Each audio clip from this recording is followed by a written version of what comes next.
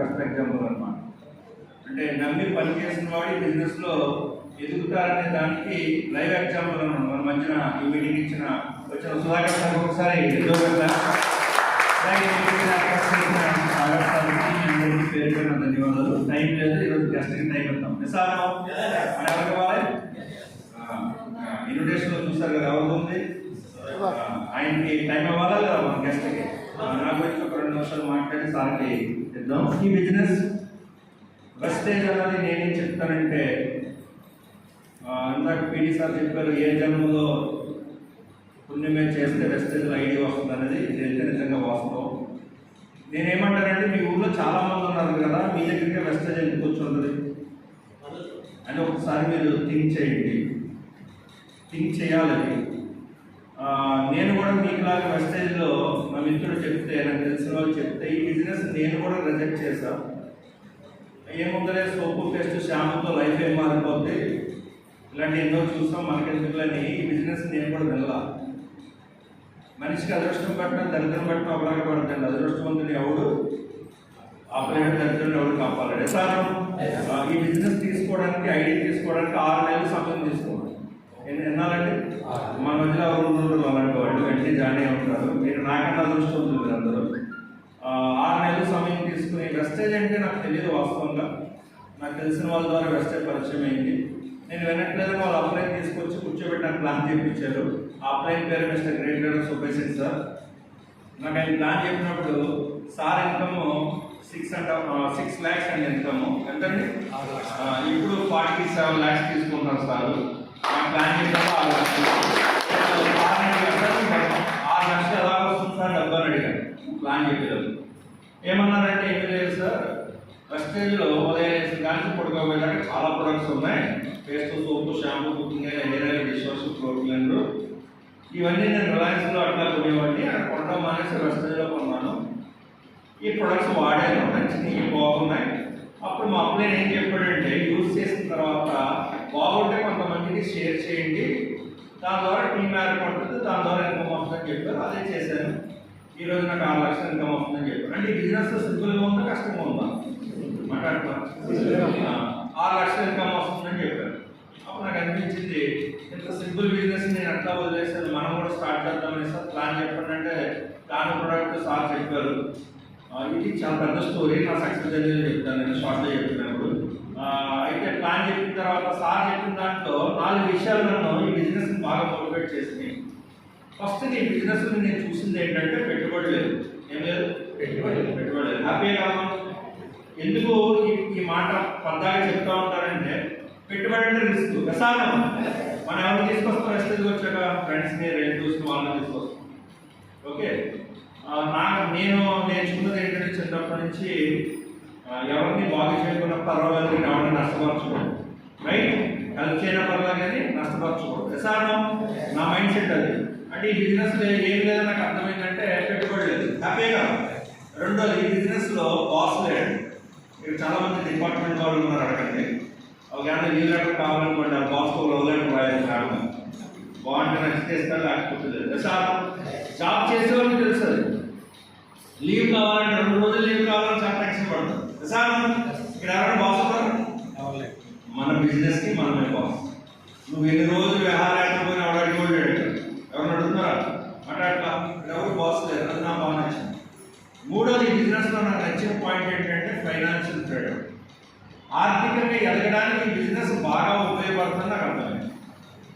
Real leaders మీ అందరూ చెప్పేది ఒకటే, ఈ భూమి మీద మనిషి ఆనందంగా ఉండాలంటే ఆరోగ్యం ఉండాలి, డబ్బు ఉండాలి. ఏముండాలి? మనిషి ఎప్పుడు ఆనందంగా ఉంటాడు? ఆరోగ్యం బాగుంది, డబ్బు లేదు, ఆనందంగా ఉంటాడు. డబ్బు చాలా ఉంది, ఆరోగ్యం లేదు, ఆనందంగా ఉంటాడు. మనిషి ఎప్పుడు ఆనందంగా ఉంటాడంటే ఆరోగ్యం ఉండాలి, ఆదాయం ఉంది. ఈ 2 వెస్టేజ్లో ఉన్నాయని నాకు అనిపించింది. ప్రొడక్ట్స్ వాడితే ఆరోగ్యం, కొంతమందికి షేర్ చేస్తే ఆదాయం కాదు. నాకు అనిపించి బిజినెస్ ఫైనాన్షియల్గా ఎదగడానికి ఇది బాగా ఉపయోగపడుతుంది నాకు అనిపించింది. బట్ ఈ లీడర్స్ ఫైనాన్షియల్గా ఎదగకపోతే మన ఎవరు మార్కెట్లో వాల్యూ చేయరండి. ఇది అంతమంది తెలుసు నాకు తెలియదు, నాకైతే తెలుసు. నేను చిన్నప్పటి నుంచి చూసా. మనం ఎలా బతకాలంటే జనాలు ఈర్ష్య పడేలా బతకాలి, జాలి పడేలా కాదు. ఎలా బతకాలి? ఎలా బతకాలి? జనాలు ఈర్ష్యపడాలి. ఇంటి ఎలా డెవలప్ అయిపోతాడు, ఏంటి అది కారు అంటాడు, అది కొంటాడు, ఇది కొంటాడు. జనాలు ఇంటి ముందు వాళ్ళు ఇంటి పక్కన వాళ్ళు వేసుకుంటా ఉంటారు కదా. విచిత్రం ఏంటంటే మంచి బట్టలు వేసుకుని వేసుకోవట్లేదు పక్కింటి పడాలి. అంతేగాని ఉద్యోగికి డబ్బు లేదు, చాలా పేదరికం, ఇప్పుడు తినడానికి కూడా లేదు అని అనుకోకూడదు. అని ఎలా బతకాలి? ఈర్ష్య పడేలా బతకాలి. ఈర్ష్య పడేలా బతకాలంటే మన దగ్గర ఏముంటారు? ఆ డబ్బు వెస్టేజ్లో ఉంది. ఫైనాన్షియల్ ఫ్రీడమ్ బాగా పెట్టుకోండి. మార్కెట్ అంతా ఎలా ఉందంటే నీ దగ్గర వెంటనే ఎమ్మ ఇంట్లో రెస్పెక్ట్, ఇంట్లో ఎంత ఇంట్లో ఎమ్మంటే ఏంటి? దాన్ని చూస్తే రెస్పెక్ట్ ఇస్తారు. నువ్వు కొట్టుకున్నావా, అల్లం ఉన్నావు, తెల్లగా పొడవగా ఎవరో చూడట్లేదు. ఈ మధ్యన సినిమా వచ్చింది, అద్భుతమైన సినిమా. ఏంటంటే సినిమా పేరు మర్చిపోయింది, లక్కీ భాస్కర్. అందులో ఒక డైలాగ్ ఉంది, నాకు బాగా ఇష్టం. అది ఈ ఇండియాలో వస్తువులు కొనాలంటే డబ్బు కావాలి, అదే రెస్పెక్ట్ కావాలంటే ఒంటి మీద సార్ చూడండి. డబ్బు లేని అర్థగానికి వెళ్తాను పట్టించుకున్నారా, షాప్కి వెళ్తామని పట్టించుకున్నారా, అదే డబ్బు వచ్చాక మనల్ని మనం ప్రూవ్ చేసుకోవడానికి, ఫైనాన్షియల్గా ఎదగడానికి ఈ బిజినెస్ నాకు బాగా ఉపయోగపడుతుంది అంటారు. ఎందుకంటే ఆల్రెడీ నాకు ప్లాన్ చెప్పినట్టు ఇన్కమ్ ఎంత వస్తున్నప్పటికీ వాళ్ళ అప్లైకి 43 లక్షలు వస్తుంది. సుధార్శన్ ఒక లేడీ ఫోటో చూపించాడు సార్, ఈవిడ హౌస్ వైఫ్ అంటే 22 లక్షలు తీసుకుంటుందని చూపించాడు. ఎంతమందికి ఫైనాన్షియల్ ఫ్రీడమ్ వచ్చినట్టు మనకి ఎందుకు రావు? ఫైనాన్షియల్ ఫ్రీడమ్ కావాలి సార్. అలాగే ఫైనాన్షియల్ ఫ్రీడమ్ అంటే చాలా మంది మనం చెప్పుకుంటున్నారు, డబ్బు గురించి చెప్పాడు సుధాకర్ గారు. అసలు డబ్బు లేకపోతే భూమి ఏముంది సార్? దాంతోనే ఉంది సార్. డబ్బు సంపాదించే మార్గం కూడా చాలా ఉంది బయట, ఉన్నాయి కదా. ఉదాహరణ నేనే ఉన్నా, నెలకు 1 కోటి రూపాయలు సంపాదిస్తున్నా. ఇప్పుడు నన్ను ఊళ్ళో తోపు సోపు అంటారు సార్. ఇప్పుడు 2 రోజుల తర్వాత ఏ హైవేలో ఏ గంజాయిలో దొరికేసాను. ఇప్పుడేమన్నా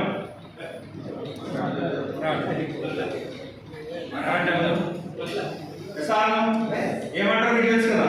కానీ వెస్టేజ్లో డబ్బు ఎలా వస్తుంది ఒకసారి ఆలోచించు. హెల్పింగ్ ద పీపుల్, హెల్త్ పరంగా హెల్ప్ చేస్తాం సార్. యూట్యూబ్ ఆన్ చేయండి, 2 లక్షల మంది ప్రొడక్ట్స్ వాడి చాలా బాగుంది అంటున్నారు కదా సార్. నెక్స్ట్ హెల్ప్ చేస్తాను ఎలాగా? ఫైనాన్షియల్గా. ఈరోజు ఎంతో మంది బిజినెస్లో ఐడియా తీసుకుని ఎంతో మంది సక్సెస్ అయిన వాళ్ళు మరి ఫైనాన్షియల్గా ఎదిగారు కదా. 10 మందికి ఆరోగ్యపరంగా 10 మందికి ఆదాయం వచ్చేలా హెల్ప్ చేసే బిజినెస్ అంటే 10 మందికి ఉపయోగపడుతుందా లేదా? అంటే ఫైనాన్షియల్గా ఎదగడానికి ఈ బిజినెస్ బాగా ఉపయోగపడుతుంది నాకు అర్థమైంది. 4 రోజులు టైం చేయడం ఏంటంటే మనిషి 70 టైం కూడా కావాలి అంటే చేయడం. ఎసాను ఈ 4 రోజులు ఐడి నెంబర్ తీసుకున్నా. ఐడి నెంబర్ తీసుకుంటే మా మదర్కి షుగర్ ఉంది, నేను గ్లూకాన్ తీసుకున్నా. ఇంట్లో కావాల్సిన cooking oil, paste, soap, shampoo అన్ని తీసుకుని ప్రొడక్ట్స్ వాడడం స్టార్ట్ చేశాను. ఒక 20 డేస్లో ఒక అద్భుతమైన మెరాకిల్ జరిగింది. 300 షుగర్ 150 దిగిపోయింది మా మదర్. అందులో దిగిందండి 150 అర్థమైంది. ప్రొడక్ట్స్ చాలా బాగా పనిచేస్తుందండి. పేస్ట్ వాటర్ పాజిటివ్ తగ్గింది, cooking oil water gastric problem తగ్గింది, టీ తాగిన గ్యాస్ట్రిక్ తగ్గింది. ఇలాగే ప్రొడక్ట్స్ అన్ని బాగున్నాయి. మనం ఎందుకు బిజినెస్ స్టార్ట్ చేయగలిగితే సీరియస్గా మొదలు పెడితే ఫస్ట్ మంత్ ఇన్కమ్ నాకు ఎంత వచ్చిందంటే 170 రూపాయలు వచ్చిందండి. ఎంతండి? 170. అప్పుడు మా అప్లైన్ అడిగింది బిజినెస్లో 1,00,000 కావాలి తీసుకోవాలంటే ఏం చేయాలంటే మా అప్లైన్ ఒకటే చెప్పాడు, నేర్చుకో, పని చేయి, నేర్పించని చెప్పాడు. 3 మాటలు చెప్పాడు. నేర్చుకోవడం అంటే ఎక్కడికి వెళ్ళాలి మనం? ఈ బిజినెస్లో సక్సెస్ ఏమీ లేదు. మీటింగ్స్కి ఇన్వైట్ చేయడం, ఇందులోకి దేనికి ఇన్వైట్ చేయాలి? జనాలు ఆపరేట్ చేయరు కానీ డబ్బు కావాలి. మీటింగ్ ఇన్వైట్ చేయమని చెప్పాడు. సీరియస్గా మీటింగ్ స్టార్ట్ చేస్తా. సెకండ్ మంత్ 23,000 సిల్వర్ డైరెక్టర్గా, 3rd మంత్ గోల్డ్ 48,000 స్టార్గా కార్ తీసుకున్న 4th month, 9th month diamond 92,000. కోవిడ్లో క్రౌన్ కంప్లీట్ చేశాను 2,25,000. లాస్ట్ ఇయర్ డిసెంబర్ ఈసీడీ చేశాను 3,25,000. లాస్ట్ మంత్ హైయెస్ట్ ఇన్కమ్ వెస్టేజ్లో 4,05,50.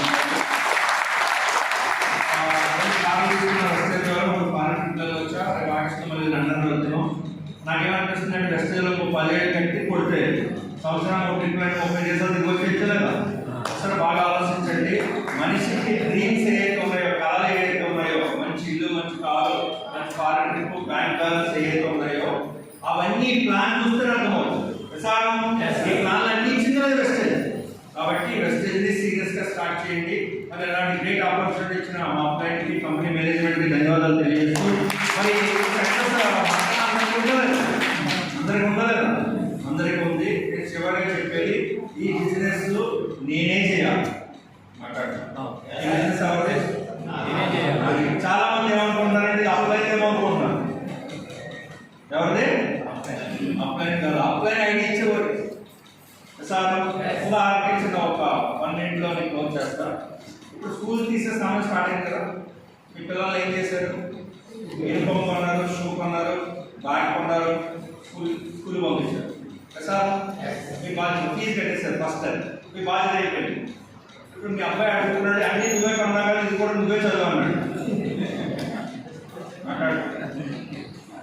సార్ అన్నీ బ్యాగ్ నువ్వే కొన్నావు, బుక్స్ నువ్వే కొన్నావు, ఫీజు నువ్వే కట్టావు, షూ నువ్వే కొన్నావు, ఇది కూడా నువ్వే చేయొచ్చు కదా అన్నాడు.